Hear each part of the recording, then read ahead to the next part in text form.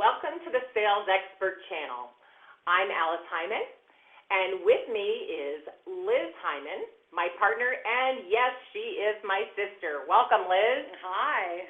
Liz and I are here to talk to you about bridging the gap between sales and marketing. This is a hot topic. We have had so many people asking us about how we get sales and marketing to work together to generate more leads and support our sales teams through the entire sales process. So we're very excited to present this to you today. And we encourage you not only to listen to us on this webinar, but to follow the Sales Expert channel, because we have, I don't know, now over 60 experts that give you great content for every topic of sales that you can imagine. So please do take a minute and follow the Sales Expert channel. So Liz, before we get started, what do we need to know? Well, there's just a couple of things that you should be aware of while you're watching us. If you take a look at your dashboard, you'll see some tabs or buttons that will help you during this Bright Talk presentation. The first one is the Ask Questions button. Please use this liberally. We love questions, and we will answer them at the end. Yeah, if you didn't see that button, it's just right below the slide. It says Ask Questions, Attachments, Rate This, and Details, just right there below the slide. Let's see if you guys can find it. Will you write either hello or let us know where you're from? Put something in there so we know you know how to use that. So click that Ask Questions button and say hello to us and tell us where you're listening from today. And I also want to let you know that there's an Attachments and Links button. So if when we're done, you won't need that now, but when we're done, go ahead and take time to download that attachment. I think you'll find it's really useful. This is just a little gift from me and Alice to you. And there's just one final thing, and that is if you're having trouble hearing, there's actually a button, I believe, that says having trouble hearing. And if you're having trouble hearing, first try turning up the sound, and if the sound goes away, click there and see if there are options. Is that button not there anymore, Alice? It is right under the Ask a Question box. So if you have trouble hearing, there's nothing we can do about it, unfortunately, but they will be able to. So go ahead and click on that box. So, wow, we got people calling in from all over the place: Chicago, Maryland, Asheville, North Carolina, Reno. Great. Just put that in and tell us where you're calling from. Fantastic. Great to have people from all over. Ohio. Love it. All right. They're streaming in. That's fantastic. All right. So while you guys are letting us know where you're from, let's go ahead, and Alice and I are going to dive right in. And what we want to demonstrate for you is what does it sound like when sales and marketing are not aligned. So here we go. Here we go. Liz, I'm just wondering, what are you guys over there in marketing doing to generate some leads for sale? Oh, we are so excited, Alice. We just put out this great new website, and didn't you love that cool new white paper we posted? And we have a brand new campaign. I bet you can't wait to see it. Oh, websites and white papers and email. Well, that's all great, but we don't have any leads over here in sales. What do you mean you don't have any leads? What did you do with all those MQLs I sent you? MQLs? Those are not qualified leads, Liz. What do you mean they aren't qualified leads? Of course they are. They downloaded content, and they meet the criteria you gave us for an ideal customer, for qualified leads. So not only are they qualified, they're interested. Oh, my gosh. Just because they downloaded a white paper doesn't mean they're interested. A lot of companies who are not qualified download our white papers because they're such good stuff. But a lot of times, my salespeople call them. Not only are they not qualified, a lot of times they're getting hung up on. I want my salespeople to have more sales conversations with interested buyers. But instead, they're spending hours combing LinkedIn, sending out their own emails, and cold calling. I mean, it's not that they shouldn't be doing some of those things, but holy cow. Wait a minute. We're generating leads. Why are you looking on LinkedIn and cold calling to get leads? Well, we need some appointments with qualified buyers. Oh, that's not our job. That's the SDRs. So if this sounds at all familiar, you're in the right place. And of course, we might be exaggerating a little bit, but we have actually heard many conversations like this. And hopefully it's not this bad at your company, but what's happening is there's a disconnect between what sales and marketing are doing, whose job it is. And yes, salespeople need to help generate leads too, but together it works better. So maybe it's not quite that bad at your company, but clearly in most companies there's a gap. And so what we want to talk to you about today is how do you bridge the gap between sales and marketing? And the answer is first focusing on getting aligned and then moving toward collaboration. We're going to talk a little bit more about that. Yeah, so in my opinion, alignment isn't just quite enough. We really need to move from alignment, which most of us aren't even there yet, but we got to get aligned. And then we have to get to a point where we collaborate, because this top of the funnel where sales is depending on marketing to bring them leads is just so critical. So if we're going to be successful, we've got to start somewhere. So let's keep it simple.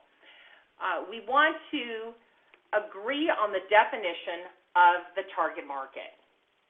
That's something critical that we have to do so that marketing isn't off collecting leads and getting people to download white papers that aren't really people that sales wants to talk to. Now, we can't help who downloads the white papers. Everybody wants great information, but somehow we have to screen those and agree that if this is our target market, then these are the leads that are going to get passed forward. Then we have to align around the messaging. So both sales and marketing, Liz, are trying to build awareness, but how we do it, what we say, the words we use, we've got to get alignment, and we've got to all be using the same words. And then we can collaborate to develop interest, which is where the fun really happens, because that's when we get people on the phone and get to have sales conversations. Yeah, and so it's really important that when we're speaking to our customers, that sales and marketing are speaking the same language, that we're talking about our brand and our products in the same way with the same language throughout the lead gen process and customer journey. So when we start mixing up and mismatching language and talking about different things, we have a problem, and it really dilutes the brand and it confuses our customers. And so many times we see that marketing has some great messaging, but sales has not been taught to use it. And so we really have to take a look at all of that. So let's start by thinking about what's happening in the lead gen process. And there are really three things that have to be done in order to get a salesperson on the phone with someone who's interested so they can have a great conversation and do a discovery and find out whether it's a fit. But we can't even get there. Most companies, if their salespeople just had a few more conversations every single day with an interested prospect, would be able to hit their goals. But right now we know most salespeople are not hitting their goals. So what we want to do is, again, identify that target audience. Who exactly is it that we want to have loading up the top of our funnel? What do these companies look like? What are the demographics of these companies? And then inside of that, we want to know who are we going to talk to at each one of these companies. And sales and marketing have to agree on those. Then we want to figure out what we're going to do to build awareness. So like these white papers, Liz, are really great. They're fantastic when it's good content. They can capture people's attention and let them know that we're there. Here we are, right? And so it's a great thing to have lots of great content for your salespeople to post on social media, because it absolutely helps build the brand awareness. Both salespeople and marketing have to work together to build brand awareness online. So that's just key, and typically we see that sales and marketing are not working together online. In fact, they're sometimes even working at cross purposes. Then lastly here, again, keeping it simple, the 1, 2, 3, we want to develop interest, because once we develop interest, people will get on the phone. So identify your target audience, build awareness, and develop leads, and have alignment in that process. Yep. So let's start by talking about identifying your target market. When we say this, we're not talking in really general terms about, we sell to, people in the medical industry. Yeah, that's a little not clear enough. So what we really want to do is make sure that sales and marketing are working together to develop and agree on a clear and specific definition of what a lead is. So sales doesn't come back and say, hey, why are you guys in marketing giving me manufacturers in Poland when we agreed on distribution companies in the U.S.? That really is important, the clarity around what makes a good fit, what size, what industry, but also what kinds of technologies they use or what things are important in their industry. There are all these things that we need to align around. So the more specific we can be, the more accurate. And the thing about identifying your target audience is that that's where we're going to spend our time, money, and resources. It doesn't mean that if somebody outside your target audience calls, you're going to completely ignore them. It just means that we're going to spend time, money, and resources pushing out to pull the right people towards us. And then as other things come in, we can decide whether we want to do that business or not. But this keeps us focused with our time, money, and resources on the audience that we want the most. And those tend to be the people who are going to close the most quickly, have the highest revenue, be most likely to renew or buy more from us. So it's important in the long run to identify that target market. We also need to understand that for a variety of reasons, sales may not want to follow up on the leads they get from marketing. For example, if marketing gives a sales rep a lead that's worth $40,000 and they know that it's going to take them just as much energy to close that $40,000 lead as it is to close the $250,000 lead, and they've got one of those, guess where they're going to spend their energy? So marketing needs to be aware of what's going to be the priority for sales. They also need to make sure that they're putting their leads back through the target market filter before they send it to sales, because if sales gets it and it's not a good fit, they're not going to follow through with it. Right, and then everybody's arguing, oh, we sent you all those MQLs and SQLs and blah, blah, blah, A, B, C, D, E, and you didn't do it. Well, but you know, Alice, that sales does not believe that just because somebody downloaded something that they're a lead. And they definitely are not. And again, if you are getting a lot of companies that are smaller when what you want is bigger companies, then you're going to have to figure out a way to serve those smaller companies without spending a lot of time, because it costs money. And salespeople obviously are going to go after the big deals, and they should. That's where they need to spend their time. So sometimes you can, put in an inside sales team or somebody to kind of talk to these smaller companies or figure out a way. But when we're passing a rep leads that are, some are $40,000 and some are $250,000, you know which ones they're going to go after. They're going to go after the bigger deals. So if we want to align around building awareness, we need to start by agreeing on the message, right? So we've got our target audience. We know who we're after. We know the buyer personas within that target audience. And we have to have some sort of message that gets their attention. We can't just put messaging out there and hope. We need messaging that is narrowed down to each specific buyer. And again, we call them buying influences. Some people call them buyer personas. It doesn't matter. But you know if you're talking to a CMO, a Chief Marketing Officer, or a CFO, a Chief Financial Officer, they are going to need a different message to get interested. So we have to make sure we have the right messaging for them. And it's helpful when marketing can give sales that messaging, because sales, they're not necessarily great writers. They don't know how to, develop content. They need marketing's help to get the right messaging to use for the right audience at the right time. And that means that they need to be focused on problems and solutions, not on products and services. Yeah, right. So the message isn't, hey, we make this great product and it does this, this, this, this, this. It's, hey, we know you have these problems and we have some ideas on how we can solve those. Let's have a conversation. So let's think about some ways that sales and marketing can be working together to build awareness. Here's just a couple of examples. They can be using email campaigns or social media campaigns. They can be interacting on social media in different ways. They could be at trade shows or events. There's lots of places that they can be coordinating around this effort. So this is building awareness is, again, both sales and marketing, right? Marketing sends out some campaigns, but sales can be sending out campaigns too, but they can't be at cross purposes. They need to send out campaigns with the same message. Social media, again, I said it earlier, we don't want to go cross purposes on social media.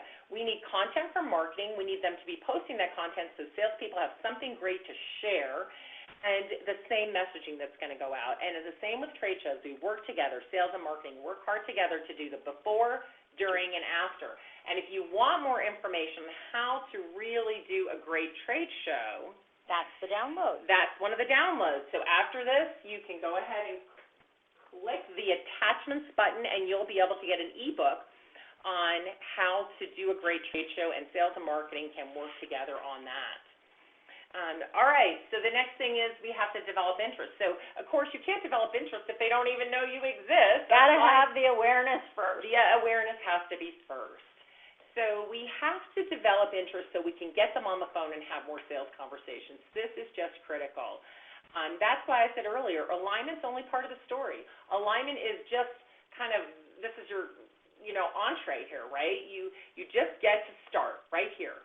But if we can develop interest together, sales and marketing, and get more sales conversations happening, that's where the magic is.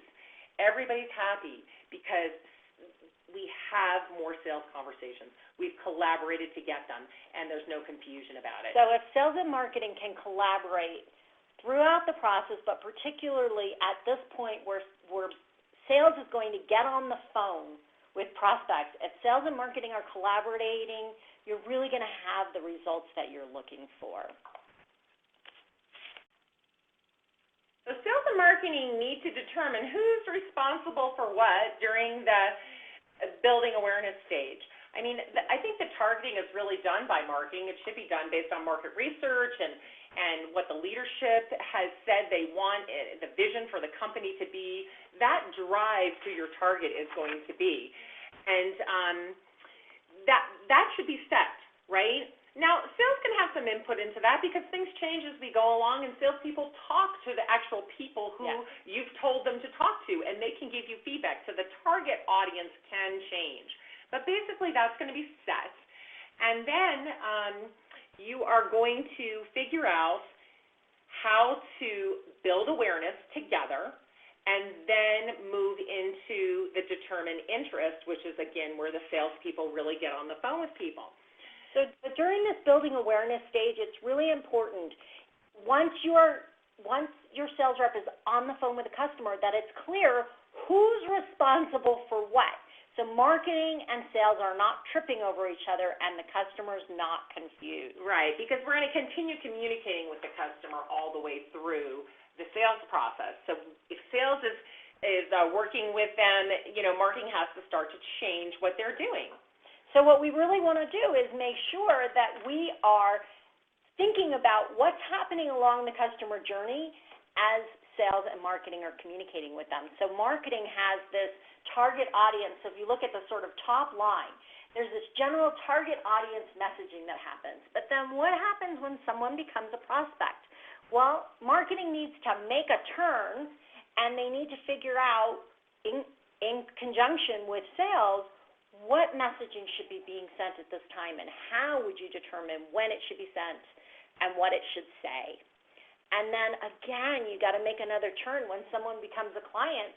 What does marketing do differently? Or, how do we work together to make sure that we're communicating with our clients in the right way with the right messaging and not sending general target audience nonsense at them when they are already way past the awareness stage. Well, it just happened the other day. I had a client, the sales team came to me and said, oh my gosh, how do we get marketing to stop sending messages to our clients as if they've never heard of us, right? Because these people sales awareness stay on the list, and we just keep sending them the same exact messaging. When we have a prospect who is working with a sales rep, a different set of messaging needs to go. And, of course, once they become a client, marketing must still send messaging out, but it must be appropriate to what a client needs. Maybe now it's tips on the product or success stories or a newsletter on how to use the product or other products that are coming. Building awareness about other products that maybe they're not using or not aware of. But that means that we need to make sure that we know which products our clients are using, and we can communicate with them appropriately about the ones that are not. So in smaller companies, we don't have a lot of fancy programs to do this with, and this is a logistical nightmare, right? How do we get people off one list and onto another list, and how does that all get communicated? So it is something that you absolutely have to work with your team on. Where, who's on the list? How do they get moved from the prospect list to the client list, or how do they get moved from the target audience list to the prospect list? There have to be triggers set up in your systems so that we can move people from one list to the other and get them the proper messaging all the way through the life cycle and even beyond when they are still a customer, so that we can, when they become a customer, we can upsell them, we can continue to help retain them by sending great tips and information, but we have to work together to make sure that that's happening. So, and we want to be, it's really important. So as we're moving through the buyer journey or through the selling funnel, however you want to look at it, it's important to think about, one, how we're collaborating, but two, the handoff. So if marketing has been handling it and they're handing it off to sales, that's great. But then there's another handoff that happens. When somebody becomes a client, there may be a handoff to the different product teams or so forth that are going to handle it. But what if a client doesn't close? What if a deal doesn't close? We don't want to just lose them. We want to make sure that we've got them back into the top of an appropriate marketing funnel so that they're continuing to get messaging about us in case they need one of our other products, or maybe what they purchased doesn't work out for them, or the timing changes. So we don't want to just lose them. We want to make sure marketing steps in again. Just because the deal doesn't close doesn't mean we stop communicating. So, but we need a different set of messaging. Again, they already know, they're already aware of us now. So now we just want to send them great value every time we send something to them. So maybe we don't send it as often, but we definitely want to be able to send something that gives them value, that gives them information that they can actually do something with periodically so they remember us. And even if they bought from somebody else, they may come back later. Or like you said, Liz, the timing wasn't right, so this keeps us in front of them until the timing is right. So either way, we have a role all the way through the buyer journey. And by the way, for those of you who have sales funnels or pipelines set up, those should match your buyer journey. There should be no disconnect. People want to talk about buyer journey and, funnels are dead and, pipelines and this and that. You know what? Here's the deal. It's basically this. If you have a pipeline and a process for working someone through a sale, it should be the same as the buyer journey. So your sales funnel, your sales pipeline should map the buyer journey, and then there's no confusion. So let's think about all of the different, whoops, I just went too far. Back, I say. Okay. That crazy computer would have had a mind of its own. So let's be a little bit more specific about how and where sales and marketing can collaborate, because there are lots of great ways. So one of the things is that marketing has spent all this time on messaging, and then we leave sales to write their own emails. Yeah, that's crazy. They can write their own emails, but it sure would be great if they had some content to choose from to write their emails with, right? Right. So content, let's think about what does content look like. So a lot of companies are using short videos now, and there's tons of great video programs out there. And emails with videos in them are so effective. Yes, and they're getting opened at an amazing rate. So think about, what kind of content can you use? You can use videos. You can use attachments. You can insert information right into the email. You can give them a link to send them to something. Also think about, a lot of times we're just gating everything. Like, they're already on your list. Why do you have to gate it? Send them a link and let them have the information, for goodness sake. But use some kind of tracking software so that you know that they actually clicked the link. Now, a lot of the softwares out there today have that. One of the ones we love is called Saleswings. If you don't have HubSpot or something, Infusionsoft, Salesforce that's very fancy, you can just simply get something like Saleswings, and then that can track and tell you whether they opened the links or not. But think about all the different kinds of content that marketing can build with great messaging in it that is not just salesy, it's giving people value, and then make sure salespeople have that in their hands. I mean, That's just basically where we have to start, getting great content in the hands of the salespeople. Remember, too, that marketing can help sales do a couple of critical things. One is that sales needs to build credibility. And when they have really great content to share, either in social media or through emails or whatever they choose to use, they're building credibility. And the more credible our salespeople are, the more trusted they are, the more likely they are to win the deal. The second thing is that objections, we know what typical objections are, and if we have really great content around objections, it's not just the salesperson answering, but they actually have some great tools and stories that they can use to show how we can solve these problems that people are concerned about. That, again, builds great credibility. And this is so easy to do. Simply have marketing team talk to sales team and say, what objections are you hearing all the time? And when they get that information, then they can build case studies and they can build content that speaks to each of those specific objections, and then salespeople have those at their fingertips. I mean, here's another thing. When sales and marketing are collaborating, they are going to have a way to get things to salespeople quickly and easily. For example, like Modus. They have App Data Room. Oh, yeah. And App Data Room makes it so easy for marketing to just push the information right to the salespeople, so they always have the most current content. They have the most updated price sheets. They have the most updated slide decks. They have everything that is, current and nothing that isn't current, so no mistakes can be made. And they're in front of their customer. They open their App Data Room, and everything is right there for them. So we've got to find great tools that help sales and marketing collaborate as well. The other thing that we want to remember as a sales and marketing team is that if we have a B2B complex sale or an enterprise sale, chances are that as hard as a sales rep tries, they may not be able to personally reach every single person that they need to communicate with in the selling process or in the buying, that's part of the buying decision. And so when marketing has really great content and we identify an issue, then sales can send it on to a person that they need to be communicating with. So the more great content, the better tools we have for sharing it, the more effective our sales team is at reaching all of the people with the right messaging within the buying decision. Yeah, and at the right time, because here we are moving through the sales process, and everybody's complaining that sales cycles are getting longer and more complicated. But truly, if we map our process and have content to use along the way, it's not as difficult. So your sales people probably know what they need to say. And I'm sure, you're giving them training and they have, lots of things to help them. But we just want to make sure the messaging is consistent. I mean, I've heard some of the craziest things you can imagine. Oh, I know it.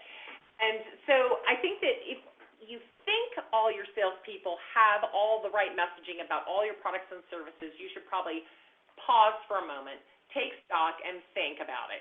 I would love to have like a Family Feud game where marketing was on one side and sales was on the other, and we'd ask them a question and see what the messaging was for the answer. That would be great. I think it probably would not be the same. So we just want to make sure that the messaging's there, everybody agrees on it, and everybody has it ready to use when they need it. So how do we bridge the gap between sales and marketing? It's about alignment and collaboration. Yes, and when sales and marketing collaborate through all these phases of generating leads, it's phenomenal how many more leads we can generate and how much, and they're more qualified leads as well. But let's not leave it just there. We can go all the way through the entire customer life cycle with sales and marketing collaborating, getting the right messaging for the right time of that life cycle, and making sure that everybody's aware, has what they need, and the customers are the ones who win. They become much happier customers because they have the right communication at the right time, and they really understand how to use your products and services because you continue to communicate with them through these updates, tips, videos, ongoing training, all the different messaging that you send that will help them really use your products and services better, but also help with your retention rates and help you upsell. And happy customers give referrals. That's a topic for another time, but these are all things that we can do when we can really align our sales and marketing to the point where we can collaborate. Right, collaborate to deliver the right messaging at the right time to the right people, and it becomes extremely powerful. Right.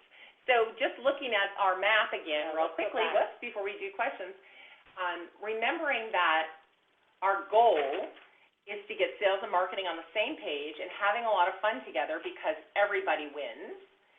We want to identify our target audience, build awareness, and develop interest together, right? And that means that if we have messaging going out to a specific target audience, and that's our big, broad messaging, we have a way or a trigger to change that messaging when someone becomes a prospect and help the salesperson along. And we have a way to change that messaging again when they turn into a client and help that client become a more loyal customer, learn more about our products and services, and we have lots more opportunities when we collaborate in this way. So hopefully that gave you some really good ideas about how to align sales and marketing to bridge that gap and to collaborate into successful relationships that build great revenue. But we want to give you a chance to share your thoughts and ask some questions. So we're going to give you just a minute. If you have questions, please feel free to add them. So find that Ask Questions tab, click on that, and then go ahead and type your question in. Oh, here's one right now, Liz, that just came in. This one says, I work with a marketing director who knows absolutely nothing about sales. How do I begin to bridge the gap? Well, I think the first thing that I would say is there's some really great books, videos, training out there, and maybe you could help them find something that would help them understand a little bit about the buyer journey and the selling process and how those two things are linked and what the salesperson's responsibility is. There's a couple really great books. I mean, Anthony Iannarino's Everything You Need to Know. What is it? The only book you ever need, or something like that about sales. Or Daniel Pink's book is great. To Sell is Human. That's a great one to start marketing people on because it's really very basic about how humans communicate in a sale. But what I would say is this. I'm guessing your marketing director probably knows something about sales. And what I would say is develop a good relationship, maybe go out to lunch. If you're not in the same location, maybe get on a Skype call or something where you can, see each other and walk through the sales process with the marketing director. But even better yet, if you can, take that marketing director on some sales calls. Absolutely. And let them ride with you or with one of the salespeople and see what it looks like day to day. Have them shadow a salesperson and learn about that. A lot of young people are in the workplace now, and they graduate from college and have one or two jobs, and all of a sudden they're the director of marketing. Well, that person hasn't had a chance to even learn about sales. So give them that opportunity. Let them really learn about sales. All right, any other questions? Go ahead and type those in. So, all right, here's another one. Hang on. Let's see. It says, it seems like we need our own content in order to generate leads. There's no one at our company who can produce content. What should we do? Oh, yeah. We hear that one all the time. But, here's an interesting thing. So, content, again, we went through all the different things that content can mean. That's right. The first thing. The second thing is, as a salesperson, you have a tremendous amount of information in your head already. So if there's no one at your company to create content, is that because there's no marketing person at all, or because that marketing person doesn't know what to write about? And if the marketing person doesn't know what to write about, perhaps you could share some of the insights and information that you have with that person to help them see what kind of content you're going to need. Yeah, so as a sales leader or marketing leader, and we have clients with marketing leaders who don't have time to produce content, but as the leaders of the company, there's a couple different things you can do. First of all, remember, content is more than a blog, right? Right. Content can be videos. Content can be a white paper. You can outsource people to write blogs and white papers and ebooks for you, but there are also lots of companies that produce great content and don't compete directly with you, but they're in your industry. So if you watch industry trends and you watch others in your industry, you'll see that they're posting great content on LinkedIn or Twitter or Facebook or wherever they may be posting, and you can share their content, or you can ask them to guest blog for you. So there's definitely ways to get content even if you don't have your own. Oh, okay, hang on, another question's coming in. So do you suggest sales and marketing hold weekly, monthly, or quarterly meetings to make sure we stay aligned? That's a great question.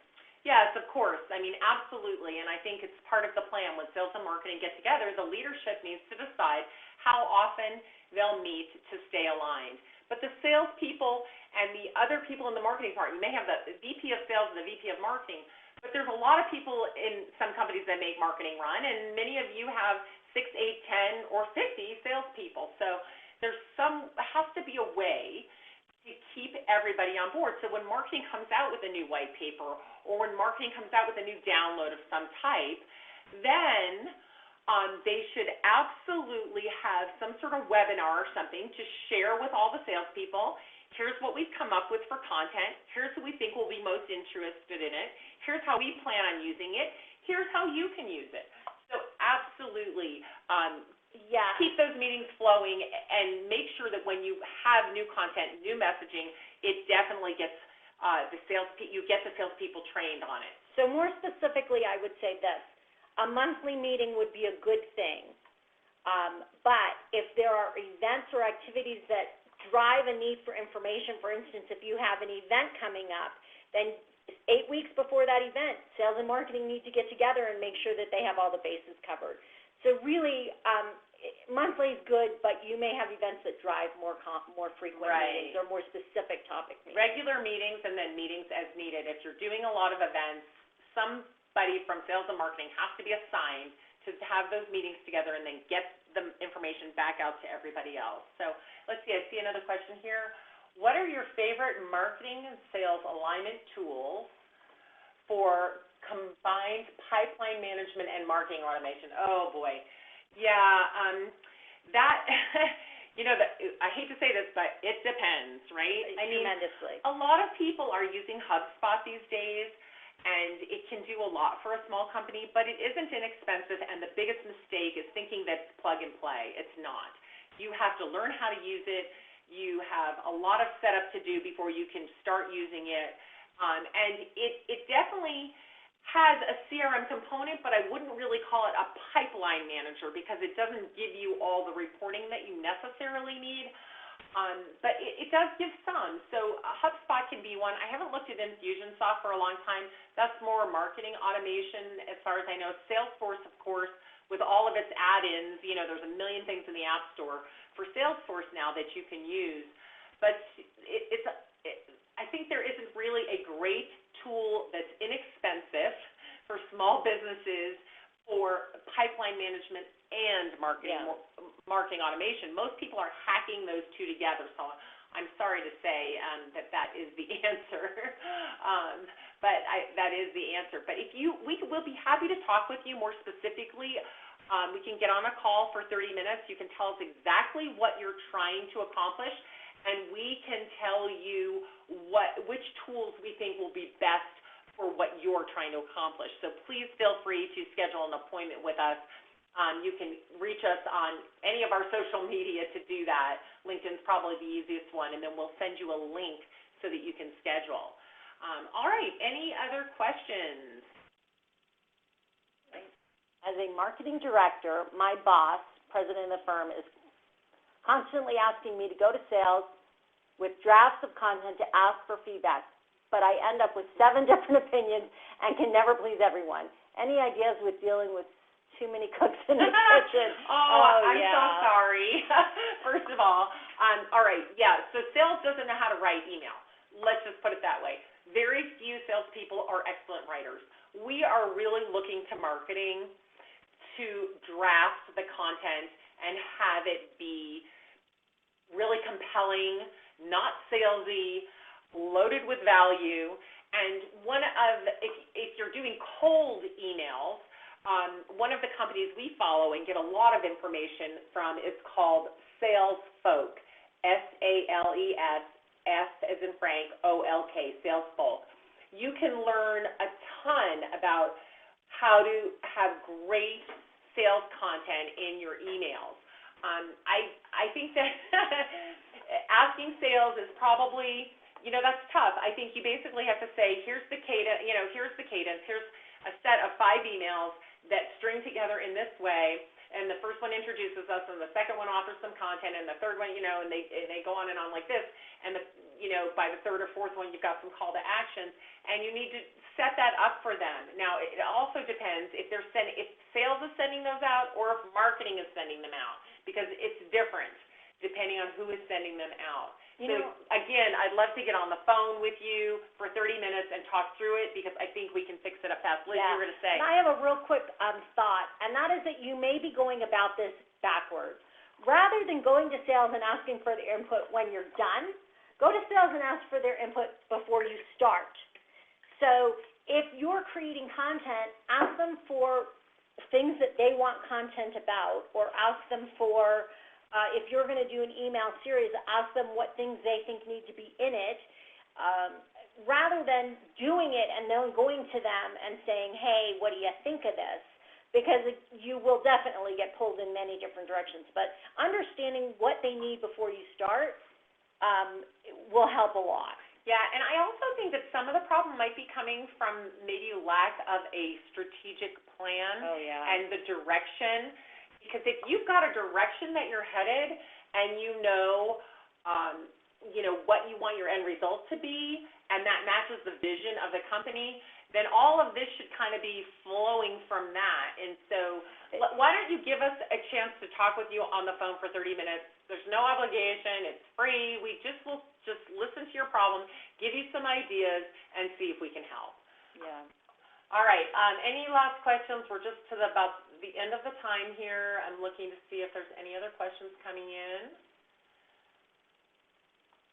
And it doesn't look like it. So we're really happy to talk with you. As we mentioned, you can schedule some time to chat with us. You can send us through LinkedIn. You can send us a message. We'll send you a link. You can email us. It's really easy. It's alice@aliceheiman.com and liz@aliceheiman.com. And we're totally happy. And let's see, somebody said, can you give us the website? Yes, salesfolk.com. You spelled it exactly right, and it's salesfolk.com. So then go to their downloads, and they have if you kind of have to scroll down, it's either resources or downloads, and then there's 2 great ebooks, and they're short and easy to read, and they have tons of examples packed with great content. So definitely go and download those. And if you connect with us on LinkedIn, we're happy to connect with you, but please tell us where you met us so we know, and let us know what you'd like for help so we can respond to that. All right. If there aren't any other questions, I'm going to wait one more second and see if another question pops up here. Looks like we are good to go. So thanks, everyone, for joining us today. It's been a pleasure to talk with you about bridging the gap between sales and marketing.